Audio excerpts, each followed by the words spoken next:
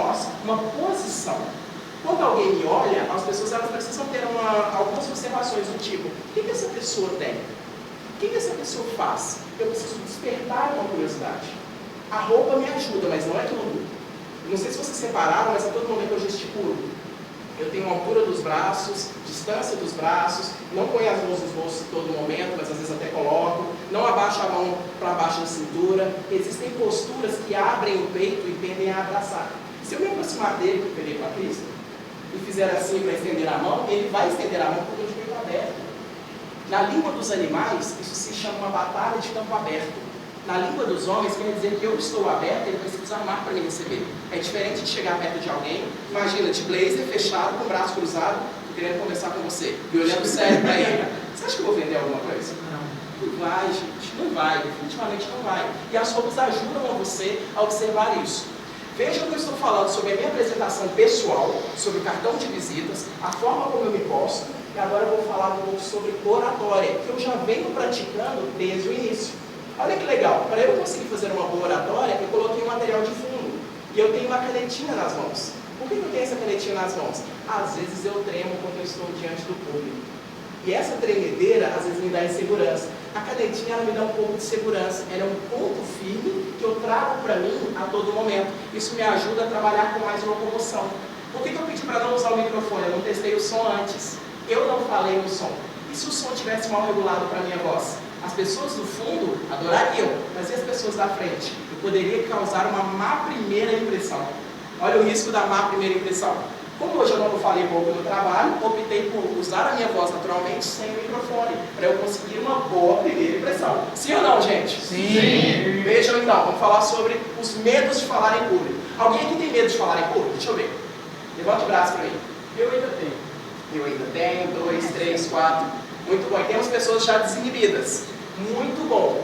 Vejam, o medo de falar em público é mais comum do que nós pensamos. Na verdade, todos nós temos esse medo. Porque esse medo ele não é causado apenas por aquilo que nós estamos pensando. Nós temos uma liberação de hormônios, uma liberação interna que faz com que esses hormônios eles gerem na gente um pouco de ansiedade. E essa ansiedade ela é natural. O que nós precisamos trabalhar? Nós precisamos trabalhar de forma que esses hormônios eles não superem os nossos próprios hormônios, que também são gerados quando nos colocamos em público, que nos colocam à frente. Em outras palavras, existem situações de ter medo, em outras palavras, existem as situações de perder o medo e, principalmente, vencer o medo.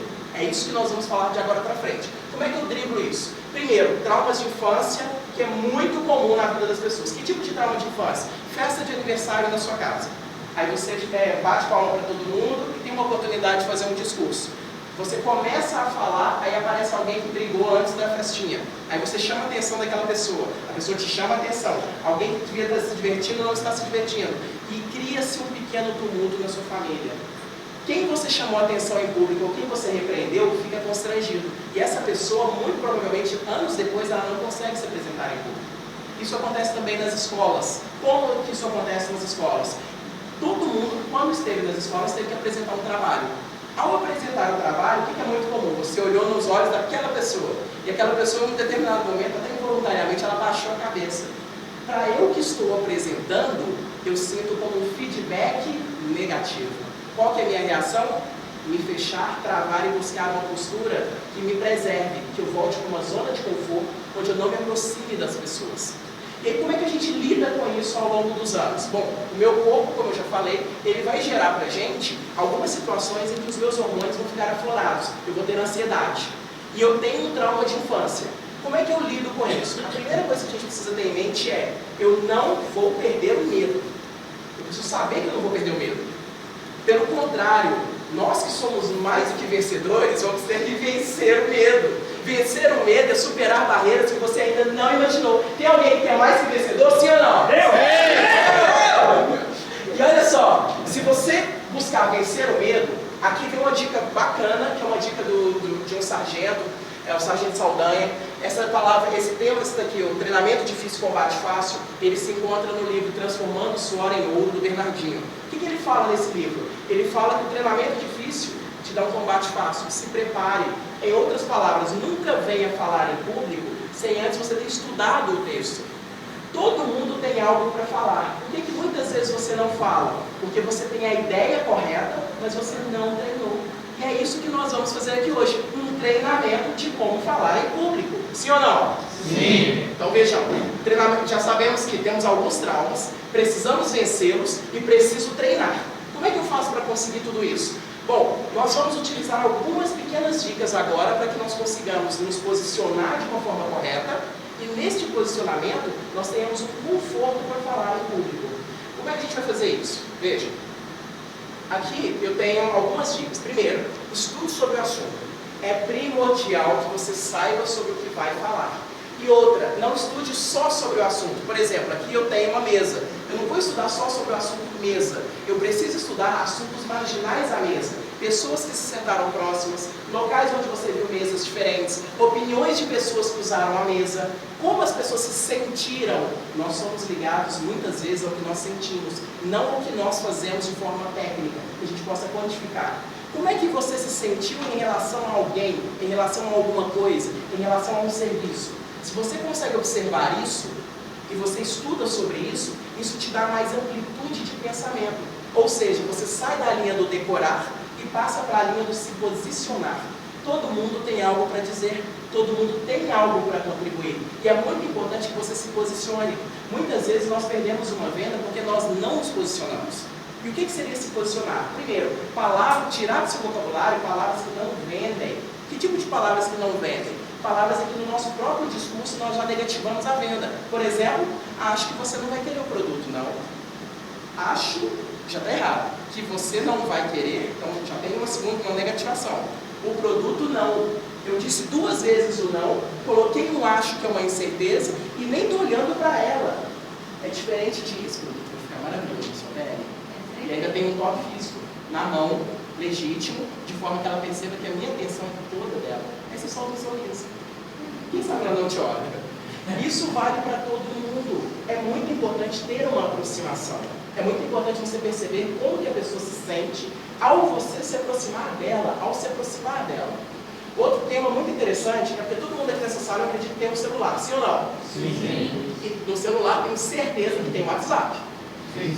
E o comando do WhatsApp que grava a mensagem? Uma coisa é você mandar uma mensagem para alguém, muito legal. Mas vejam, eu estou ali com os meus 2 filhos. Eu posso mandar uma mensagem para o meu filho sobre um texto que eu quero falar com alguém.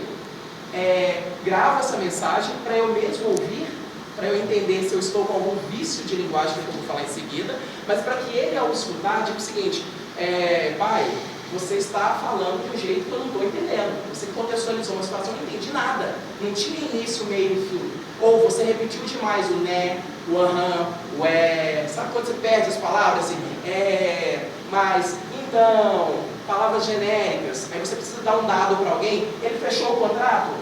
Mais ou menos. Você começa a enrolar. Você percebe que a pessoa está pouco preparada quando ela não consegue te dar dados específicos, quando ela começa a gaguejar, quando ela começa a buscar palavras soltas demais. Muito, pouco, mais ou menos, às vezes, quase nunca. São palavras muito abstratas. O que a gente precisa fazer? Estudar. Como é que a gente faz para começar a corrigir isso? Ouça a sua voz. Ouça a sua voz. Quantos aqui de verdade já ouviram a sua voz? Deixa eu ver, levanta a mão para mim e fala assim: eu já me ouvi. E vocês gostaram de ouvir? Adorei. Ele está apaixonado por mim mesmo. É isso aí. É isso aí. Você coloca o seu tesouro onde está o seu coração. O seu coração está lá, seu tesouro está lá. Você pensa positivo, isso cresce, você conta para alguém, se multiplica e uma salva de palmas para você.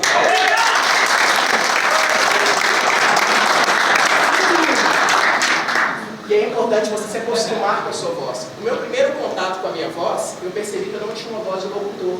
Mas eu percebi que se eu conseguisse colocar as palavras de uma forma organizada, que eu atraísse a atenção, conseguisse gesticular de forma que as pessoas me olhassem, isso se tornava interessante. Então não é a qualidade da minha voz, é a qualidade da minha mensagem. Olha a dica que eu estou dando. Não importa o que eu estou falando, importa o que você está entendendo. O quanto você compreende daquilo que eu quero te dizer. E por fim, eu coloquei um espelho. E esse espelho é proposital, vai principalmente para os homens, que as mulheres fazem isso com mais frequência. Por quê? Espelho de homem, como é que funciona? Vou dar o exemplo da minha casa. É um espelho do tamanho do rosto desse rapaz, em que eu olho no espelho mexo no meu bigodinho, aparo meu cabelo, escovo os dentes, passo o perfume, o creminho, estou pronto para sair. Sim ou não, senhores? Sim. Espelho de mulher, pode ser desse tamanho? Não. É difícil. Olha a cena, eu mulher, agora vocês estão olhando a Luísa, não mais o Luiz, diante de um espelho desse tamanho. Eu olhei o cabelo. Eu estou contente? Não.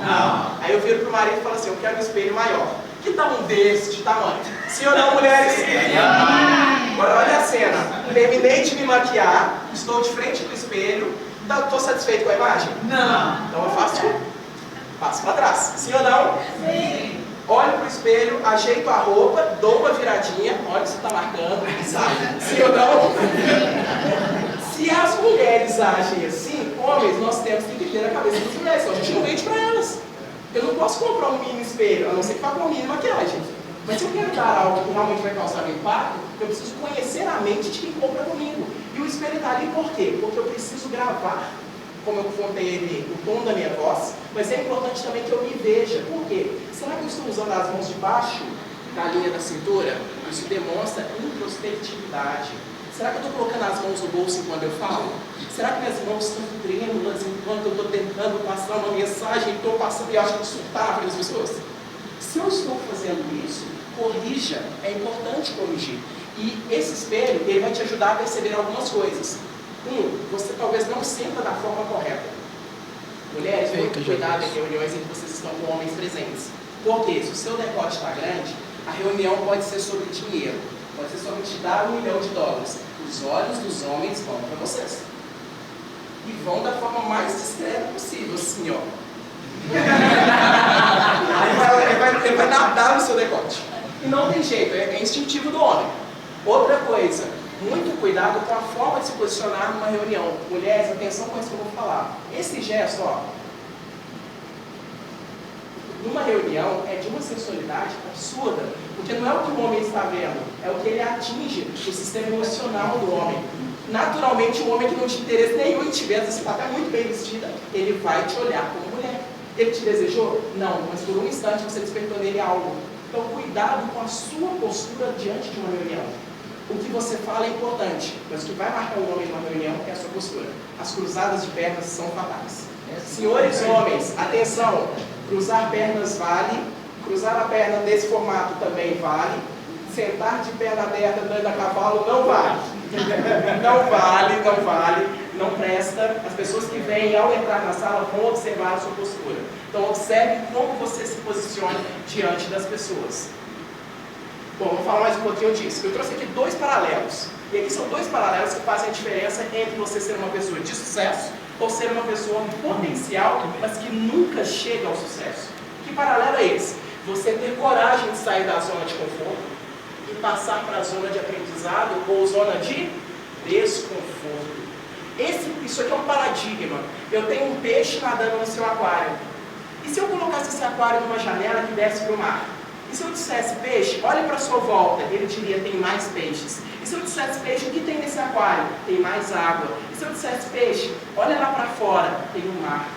Eu pergunto, vocês querem vender um perfume ou querem um mar?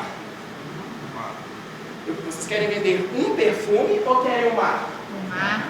Um perfume ou um mar? Um mar. Um perfume ou um mar? Um mar. Um mar. Ninguém quer ser simplesmente aquilo que você já é. Nós viemos preparados para sermos mais do que vencedores. Você sabe o que isso quer dizer? Isso quer dizer que todas as vezes que eu tenho coragem de dividir aquilo que está no meu coração, eu estou multiplicando algo que muitas vezes eu não sabia que aquilo poderia alcançar o teu coração. E quando eu alcanço o seu coração, isso multiplica para outros corações, porque isso trabalha algo de dentro para fora. Quando trabalha algo de dentro para fora, isso te permite se posicionar na vida. O que eu estou dizendo ali é, sair da zona de conforto é se posicionar na vida. É você saber que está diante de uma venda difícil e dizer que você não vai desistir. O bom vendedor é aquele que não desiste. O bom vendedor é aquele que acredita, e quando ele recebe o primeiro não, ele fica feliz. Porque vendedor entende que não é música. Não quer dizer para quem trabalha com vendas, você está interessado no meu produto. Você já prestou atenção em alguma coisa. Você agora está começando a entender onde eu quero chegar. Se o não vier associado de um sorriso do tipo, depois eu compro, compro.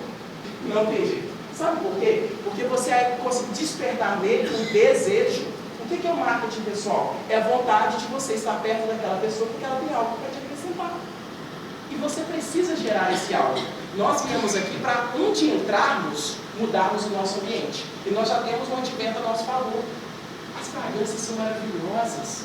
Quando eu piso num lugar e as pessoas percebem que eu cheguei com aquela fragrância, naturalmente eu já mudei o ambiente de alguém, porque eu mexi com os sentidos. Se eu já mexi com os sentidos e uma postura proativa, o peito aberto, uma postura de alguém que quer diálogo, que conversa apertando a mão, olhando nos olhos, preocupado com o outro, com palavras de gentileza, porque eu sei que gentileza gera gentileza. Essa pessoa começa a criar um laço de confiança comigo, e isso me ajuda a dar um passo para frente. Veja, aqui eu trouxe algumas dicas da apresentação. Qual foi a primeira coisa que eu fiz quando eu vim aqui para frente hoje? Quem se lembra? Exercício? Foi exercício, sim ou não? Foi dança, foi dança. Eu pedi para pôr uma música, para que essa música vocês se levantassem, para se levantando, alguns batessem palmas, outros dançassem, outros se divertissem. Eu comecei quebrando o gelo. Depois eu disse boa noite, muito obrigado, família do Nicolas, família da Luciana. Eu comecei elogiando, agradeci por estar aqui hoje e me apresentei. Logo em seguida eu disse para que eu vim. Eu vim falar de marketing pessoal e de oratória. Em seguida eu falei quais eram os meus objetivos. Os meus objetivos não são passar conhecimento, os meus objetivos são dividir um pouco de aprendizado, porque eu tenho mais a aprender do que a ensinar. Posso manter a voz e manter o interesse da plateia. A todo momento eu andei entre a sala, voltei, fiz uma brincadeira, pedi para bater uma palma, fiz alguma situação que trouxessem vocês para a apresentação. E agora eu vou começar o fechamento. Começamos com cordialidade e terminamos com cordialidade. Isso aqui que eu fiz é um planejamento de uma apresentação. Início, meio e fim. Qual a mensagem, como eu gostaria de interagir, a dinâmica do cartão.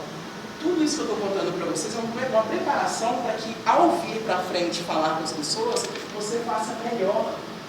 Dica do dia: sempre que você for se posicionar para falar com alguém, se prepare. Não se prepare com tudo que você tem para falar. Se prepare sobre o que você quer falar.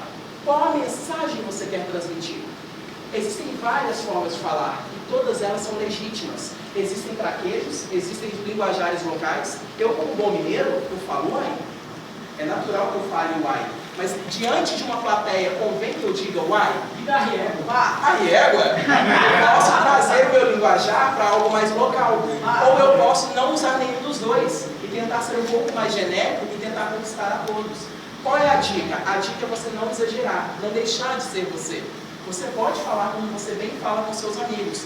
É importante você construir um ambiente em que você consiga olhar todas as pessoas da plateia sem se sentir intimidado. Vale a pena andar? Vale a pena andar. Mas aí vai mais uma dica. Eu não posso fazer isso aqui, ó. O que eu fiz de errado? Passou aqui na frente. Se eu passei na frente do projetor sem avisar a plateia, eu cometi uma gafe. Então você vai começar uma apresentação, você sai de trás da mesa, aí todo mundo batendo palma e tal, aí eu dou aquela encolhida, tipo, ninguém pode me ver. Sabe criança quando faz assim? Mamãe, não tô escondida? Minha filha fazia isso quando ela era pequena, só ela estava escondida. Quando você faz isso, é esse o feedback que você está dando para as pessoas. Se você já sabe que tem um projetor ali, tem uma pauta a seguir, um tempo a ser determinado, planeje a sua entrada. Eu saio de lá para cá, eu saio do meio para o meio. Eu poderia ter saído do lado de cá, mas eu jamais sairia do lado de lá. Essas dicas ajudam a nós nos portarmos diante da apresentação. Por quê? Porque muitas vezes alguém vai nos olhar e esse olhar vai nos intimidar. Porque eu já cometi uma gafe no passado, alguém percebeu e me deu feedback. Agora vai uma dica para todos nós. Quem percebe os primeiros erros sou eu mesmo. Eu já percebi vários aqui. E eu sei que alguns vocês perceberam e outros não. Qual a notícia boa? Não seja tão exigente com você mesmo. Torne esse ambiente prazeroso, divertido. Essa é a parte gostosa. Por isso o rir não é tão difícil. Não soa como falso. É muito complicado quando você não está se divertindo e tenta passar uma mensagem. Pessoal, vamos lá! E você mesmo está assim, pessoal, vamos lá. Dentro de você está, vamos lá nada. Estou cansado. Tem esse comportamento. Quando é natural, você faz ele com mais sinceridade. Agora vamos para fechar a nossa apresentação. Vou precisar que todos vocês fiquem de pé comigo. Liberem as mãos. Liberem as mãos. Todo mundo de mãos para o alto. Dá uma palma para mim. Não, é uma palma. Vamos lá.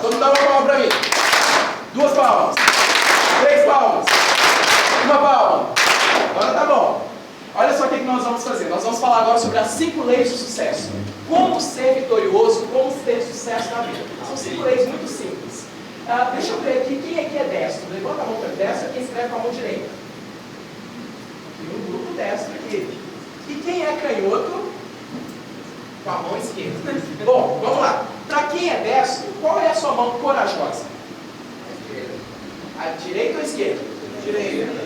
Para quem é destro, vocês estão dizendo que a direita é corajosa. A esquerda. A esquerda. E para quem é canhoto, qual é a mão corajosa? Direita. A direita. Por quê? É a mão de apoio, né? É a mão de apoio. Abre a mão de apoio. Muito bom. Existe uma passagem que diz assim: se você tem a mão direita e a mão esquerda e pode usar as duas, muitas vezes nós só treinamos uma delas. A corajosa não é a que você mais treina. A corajosa muitas vezes é aquela que você colocou numa posição que você não treinou. O exemplo que ele deu do prego e do martelo é muito simples. Você segura o martelo com a mão direita, pega o prego com a mão esquerda e ao bater você coloca o prego numa zona de desconforto. Isso se parece com a gente? Sim, quando eu vou para um local onde as pessoas sabem mais do que eu, estão mais preparadas ou já passaram por aquilo que eu não passei e me colocam naquela posição. O que nós vamos fazer aqui agora é quebrar um pouquinho do não corajoso para o corajoso. Porque nessa sala só podem ter pessoas corajosas. Sim ou não? Sim. Olha só o que a gente vai fazer. Em se sabendo que eu já tenho a mão corajosa e a mão não corajosa, nós vamos homenagear a nossa mão não corajosa. Então quem é destro vai segurar a mão esquerda para mim, e quem é canhoto vai segurar a mão direita. Todo mundo? E vamos repetir aqui comigo. Mão não